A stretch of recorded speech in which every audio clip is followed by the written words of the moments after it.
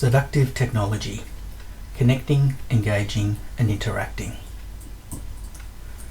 Interactive technologies are usually designed not simply to be functional but to be seductive, to engage us directly or indirectly by appealing to our emotions and contributing to meaningful experiences.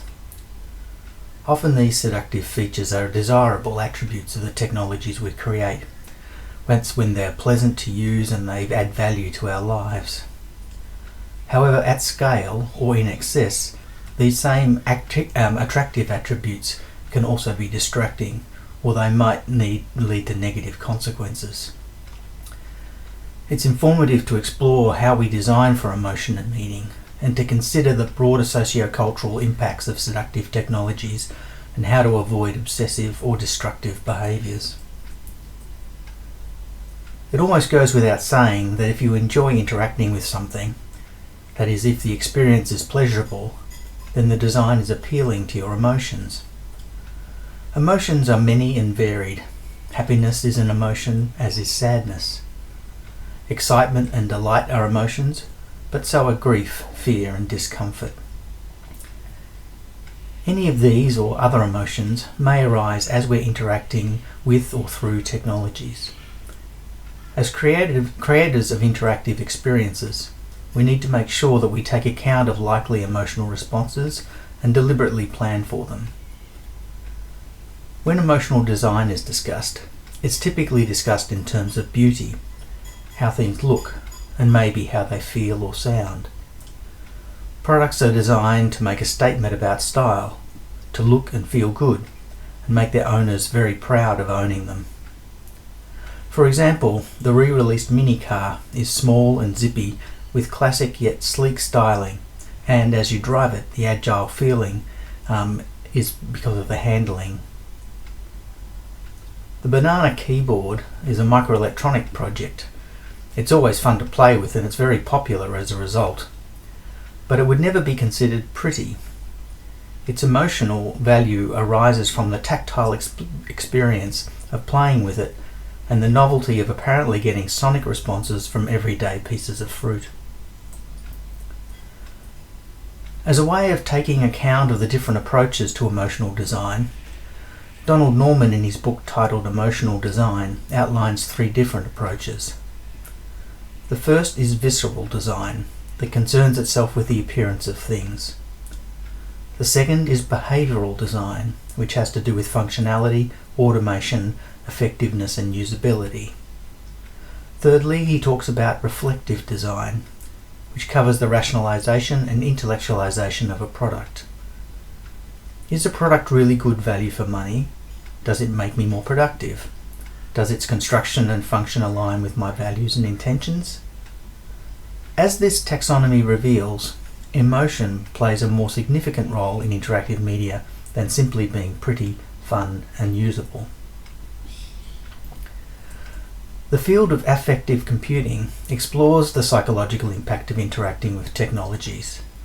Affective, spelt with an A, is not to be confused with effective with an E. The word affect means to have an emotional impact. A leading researcher in this field is Rosalind Picard from MIT.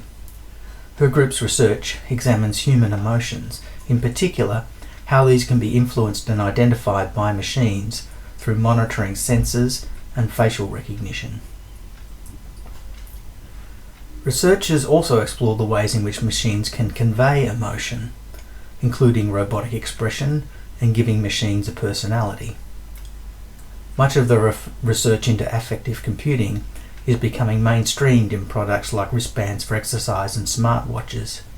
However, Picard and similar researchers have been working on these ideas for about 30 years or so. The term seductive technology was coined by Sherry Turkle. She's a researcher and author who has explored interaction with technologies over many years. Over that time, she's changed her views from being largely optimistic and positive about our interactions with technology to holding a more skeptical or cautious view. So it's interesting to understand why her views have changed. Much of her early work explored the culture of computer game playing, and her later work explores our reliance on machines as assistants. She is well aware that we warm to machines when they seem to show interest in us, when their affordances speak to our vulnerabilities, but notes that this can be both a comfort to us at times, but also may distance us from authentic human contact. Her critique involves exploring diverse activities from playing games against AI machines to the use of animatronic toys as companions in aged care facilities. She also looks at electronic communications and social media as mediators of interpersonal relationships. Turkle writes that every new technology challenges us, generation after generation, to ask whether it serves our human purposes.